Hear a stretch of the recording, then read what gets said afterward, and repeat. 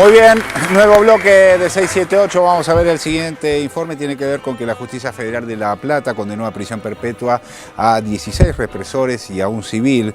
La pena máxima fue para Miguel Echecolatz y también para el abogado y ex ministro de Gobierno de la provincia de Buenos Aires, Jaime Smart. Vamos a ver el informe y lo debatimos. Dale.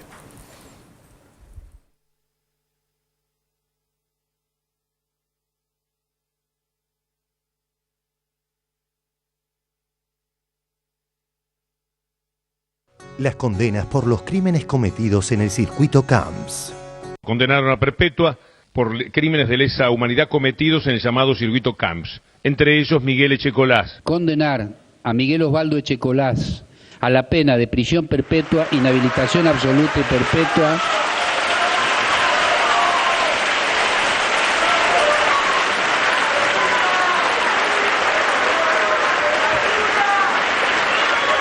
Por favor. Por favor, por favor. Durante la lectura fue desalojado Echecolatz porque tuvo el tupé de desplegar un cartel que decía: ya va a llegar el juicio y castigo para la justicia corrupta. Condenar a Jaime Lamont Smart a la pena de prisión perpetua, inhabilitación absoluta y perpetua. Diario Página 12 de hoy.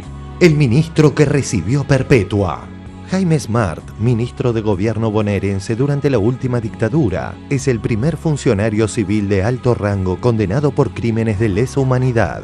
Twitter de Cecilia Pando. El doctor Smart está siendo juzgado por haber cumplido con el deber de haber metido presos a los terroristas que atentaron contra nuestro país. ¿Qué significa que hoy se haya jugado a un civil, como es el ex ministro Smart?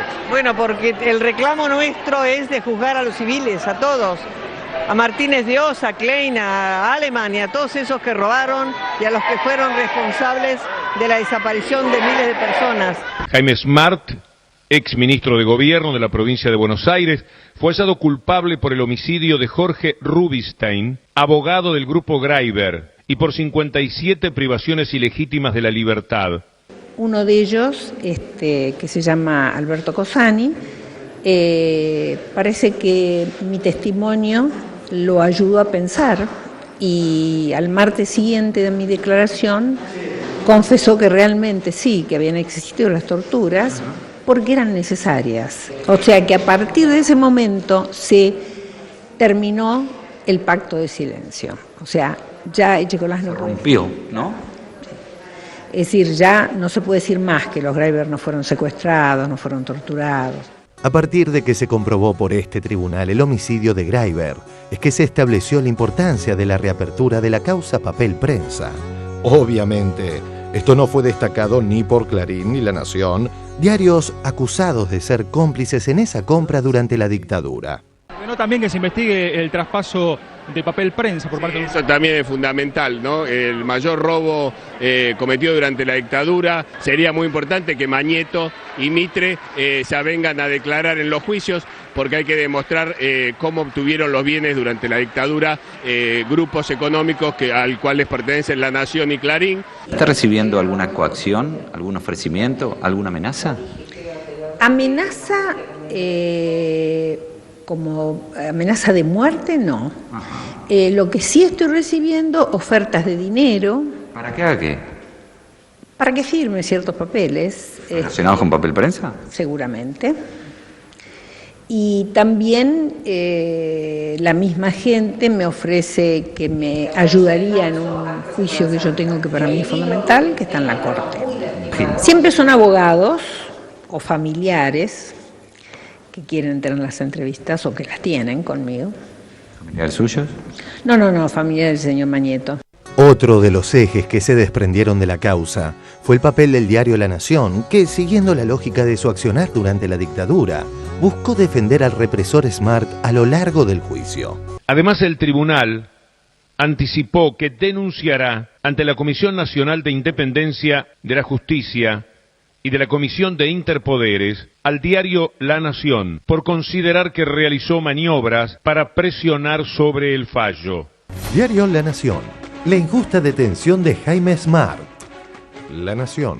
Justicia o venganza para Jaime Smart. Diario La Nación.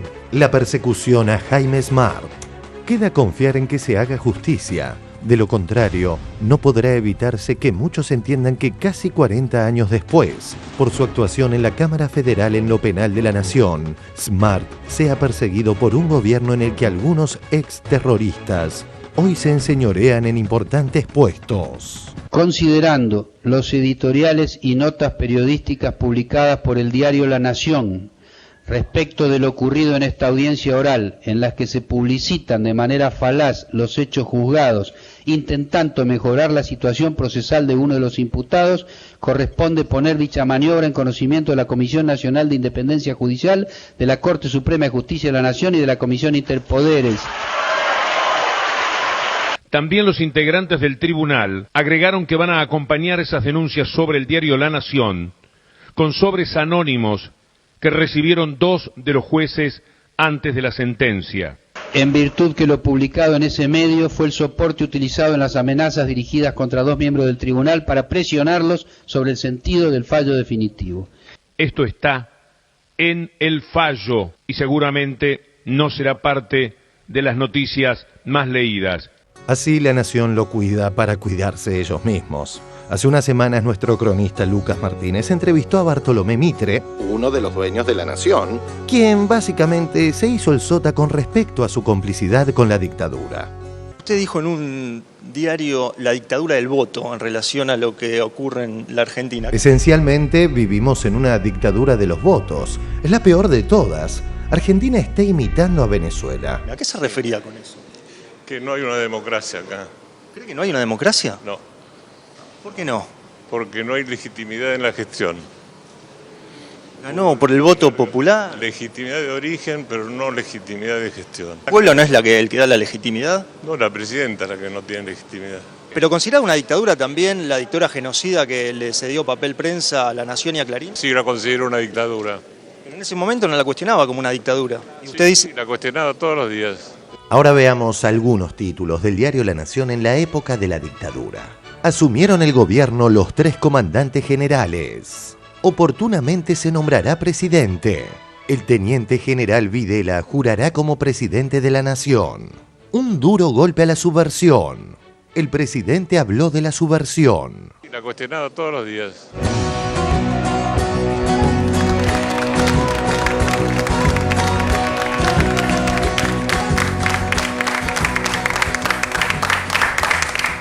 Bueno, muy bien. Por cierto que es muy interesante, digamos, que por primera vez la justicia haya accedido a la idea de que esto fue un golpe cívico-militar, y me parece que la sentencia de Smart va en ese sentido. Yo en lo personal no estoy de acuerdo con que se haya incluido una opinión o una editorial o varias editoriales del diario La Nación en relación a esta causa, porque me parece que son consideraciones de un diario, digamos, no son opiniones que un diario puede tener, y parte de la libertad, podemos decir así, está expresada de esa manera, en que cada uno puede decir lo que quiera y no darle una entidad de presión judicial a un artículo de diario. Era una pequeña disquisición que quería hacer respecto de este fallo, que por cierto entiendo es muy interesante para la historia política argentina y para también la memoria argentina. Discutamos eso, que me parece también... No, a mí me parece que es fundamental las condenas por el circuito Camps, por una sencilla razón. Si uno analiza el grupo La Plata, que era el grupo manejado por Ramón Camps, es una gran metáfora de cómo se manejó la dictadura militar en la Argentina. El grupo La Plata es el grupo más duro de represión de la dictadura. Cuando digo el grupo más duro, era el que tenía las mayores convicciones a la hora de llevar adelante la represión ilegal en la ciudad de La Plata y en la provincia de Buenos Aires. Y digo esto, ¿por qué? Primero porque tenían una fuerte convicción religiosa, eran cruzados. Si uno analiza la última condena que tuvo Echecolás, cuando él se levantó y besó la cruz y dijo: Dios los está mirando a ustedes, señores jueces. Si uno analiza con la complicidad de Monseñor Plaza, el arzobispo de La Plata, y de Christian von Bernig, que también se paseaba por los centros clandestinos de detención, va viendo que hay un perfil determinado allí en ese grupo La Plata, que es: primero, el ejército, el cuerpo 1 del ejército, la gobernación de la provincia de Buenos Aires con Américo Saint-Jean, perdón, la complicidad del ministro de gobierno, Smart, que es importante. ¿Por qué? Porque es el primer funcionario civil que es cuestionado por la justicia, y eso abre una puerta para el cuestionamiento de todos los funcionarios civiles que hubo a lo largo y a lo ancho del país, no solamente en la provincia de Buenos Aires.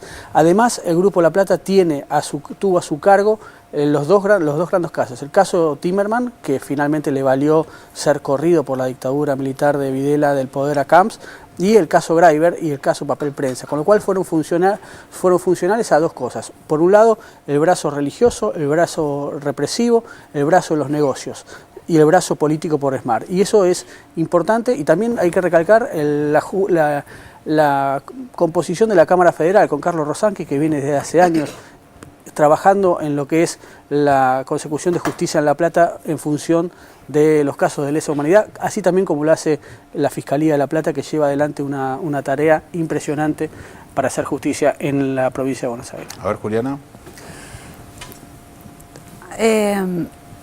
Bueno, por supuesto que yo celebro el fallo de ayer, pero a mí me gustaría enmarcarlo, sobre todo recordando las palabras de la presidenta el 9 de diciembre, ¿no? Cuando habló de la necesidad de seguir democratizando el Poder Judicial o la justicia en nuestro país. ¿Y por qué quiero recordar lo que dijo la presidenta? Porque no hubiera sido posible que estos delitos, que son delitos de lesa humanidad en nuestro país, tuvieran condena, si no hubiese sido por Néstor Kirchner. La verdad es que no solo Kirchner democratiza la justicia en términos de la renovación de la Corte Suprema de Justicia. Ustedes recordarán que el propio Kirchner, en un acto, creo que en Córdoba, cuestionó al juez Bisordi, que era camarista, miembro de la Cámara de Casación Penal, que fue acusado luego por juicio político en el Consejo de la Magistratura por demorar los juicios de lesa humanidad.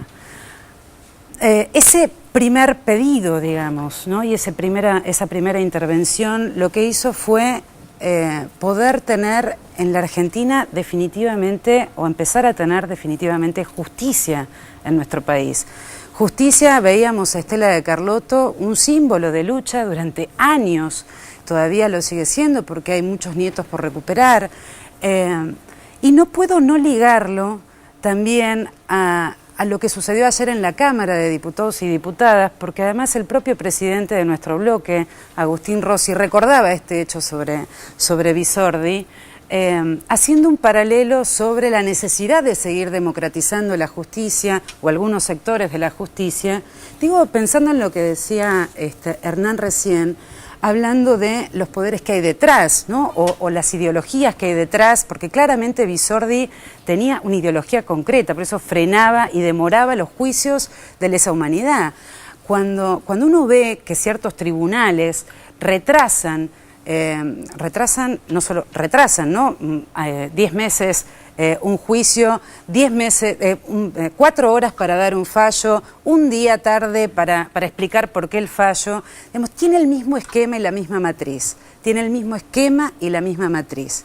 Hay poderes enquistados, hay un sector de la justicia argentina que además tiene una ideología concreta y falla a través de una ideología concreta, sin importar tampoco las leyes que vota la democracia, las leyes que vota el Parlamento, y hay una enorme necesidad de seguir atravesando ese camino de pedir la democratización de algunos sectores del Poder Judicial, porque es muy importante, y veíamos también como otro símbolo, una madre que hace 10 años que pide por la aparición de su hija, de Marita Verón, veíamos ayer en el Congreso Nacional asistiendo. Bueno, este país no puede seguir tardando en administrar justicia, en impartir justicia, tiene que seguir habiendo un proceso de democratización de la justicia, y hay que pegar en la misma dirección que pegó Néstor Kirchner primero y que pega Cristina el 9 de diciembre cuando vuelve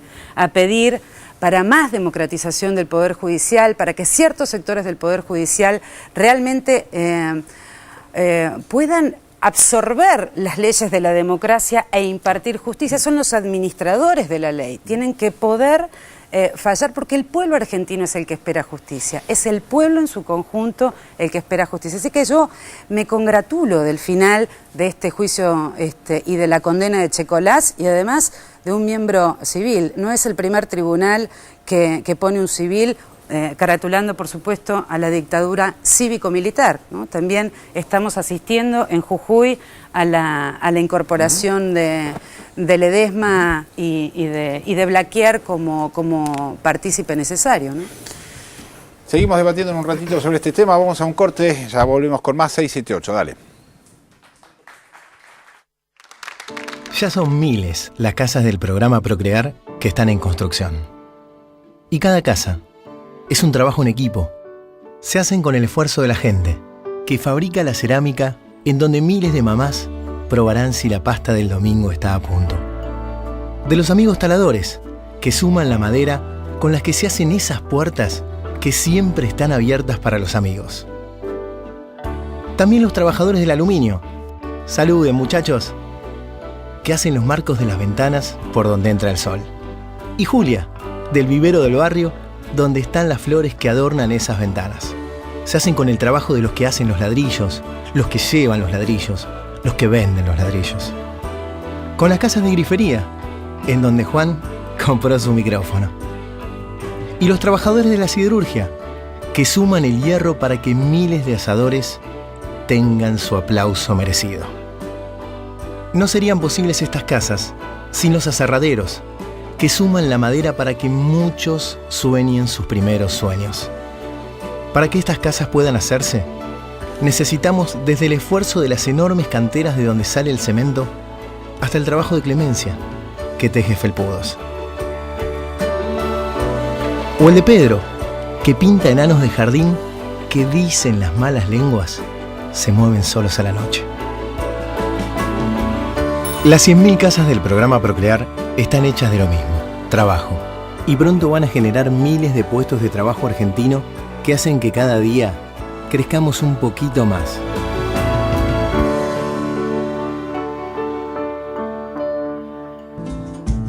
Qué lindo que es estar en la tierra,